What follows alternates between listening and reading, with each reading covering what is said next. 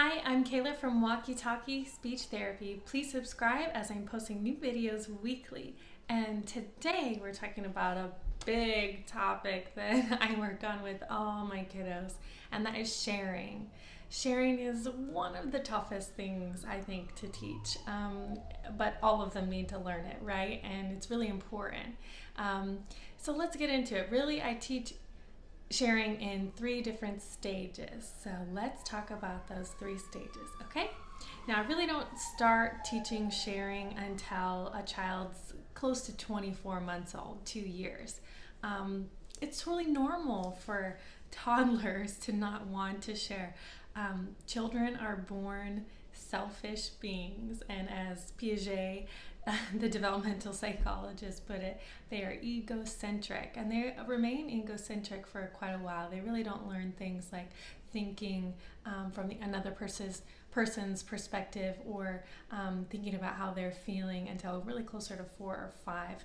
But they can start learning it here and there. But it is definitely a development. Okay, so totally normal for your child to not want to share, okay? But here's how I teach it. Now, I used to work at a preschool for years, and so I was teaching sharing daily.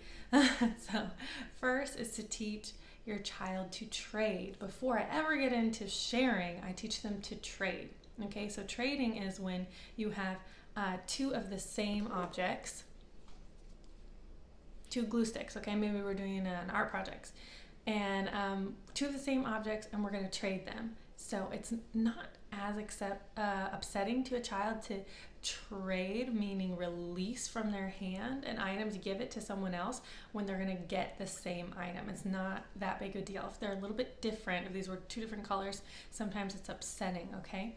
So we just need to get them used to releasing something, giving it up to someone else. And I recommend doing this with an adult first. Don't do it with other kids quite yet. Get them used to trading with mom or trading with dad before you try and do it with another child or sibling. When they do release that glue stick or the same object to you, reward it. Wow, I like that, and name it. It's really important to name what they're doing and tell them that it was good. Good trading. I like that. Trade. Good trading. And it can be a really fun game, actually. They're going to get into it.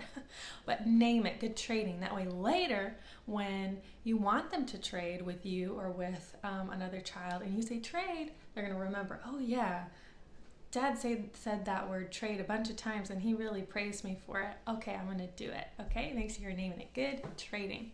Once you've gotten them used to trading the same items, the second stage of eventually learning to share is trading items that are similar but still different. Okay, so we've got 2 Play-Doh and they are different. Okay, so maybe your child really loves the yellow one and they don't really want to trade, but you've been praising them so much and they want to please you, so they're ready to do it. Okay, so follow the same steps as trading with the same item, and now it's a different item. Okay, maybe different colors, different shapes, different sizes, and get them used to that naming, that good trading.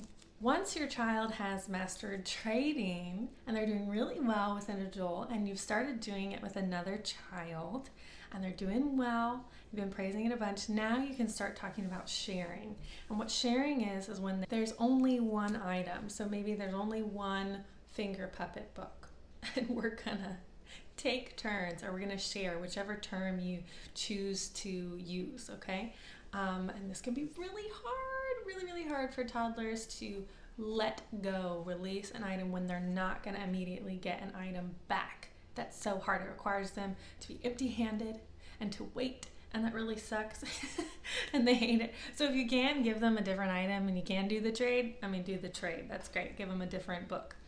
But if this is really what we're doing and we're working on sharing, okay, then they have to wait. So what I recommend is if you're practicing with an adult, it's just you and the child taking turns, count, okay? Okay, it's Kayla's turn. Let's count. Kayla's gonna use it for 1, 2, 3, 4, 5. Good job. Here you go. Good. Taking turns, okay? So most likely the child was crying while Kayla was taking her turn with the finger puppet book, because that's totally normal, especially in the beginning. why did you take that from me? I want it back. So they're crying, all right? So we make it really short. We count to 5. Okay, good job. It's your turn. All right, here we go. And maybe give them 5 seconds, but a little longer 5 seconds. 1, and you really stretch out. Oh, it's Kayla's turn. Okay, here we go. Kayla's turn. And they're probably crying again. It takes a while, okay? But really praise them when they do release that, okay? And eventually you can make the seconds longer. So it's 5 seconds and it's 10 seconds. And if it's a game and they're having fun, they'll probably be fine with you having that item for longer, or maybe to read the book or sing the song.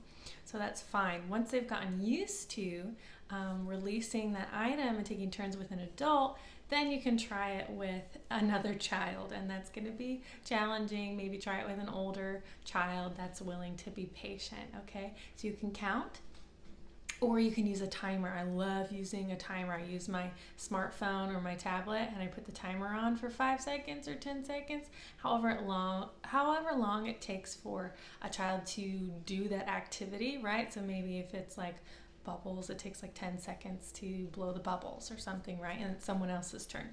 So I love the timer because there's a sound, beep, beep, beep, beep, and the child hears it and they can't argue with the sound, right? It's like, it's not Kayla's fault, it's the phone's fault. The phone says it's time. So I love it. Try that, small amount of time, then lengthen the time after a few turns to get them used to longer and longer periods of waiting to take a turn with an item. Okay, so I hope that helps you. Know that it is a process. It's not going to be an overnight thing. It requires definitely a lot of adult mediation and guidance and reward. Really reward them when they do follow through. Naming it, good sharing, so that later when they're fighting over a toy and you say share, they remember, oh, sharing. Mom told me what that was. She said good sharing. It's really important that you do that, because if a child hasn't been taught what sharing is, they're not going to share when you tell them to share, right? They have to be taught. So I hope you enjoyed this video and found it helpful. Leave a comment with a question for me and I'd love to help out, okay? This is Kayla from Walkie, Talkie Speech Therapy, and please subscribe. Thanks, bye.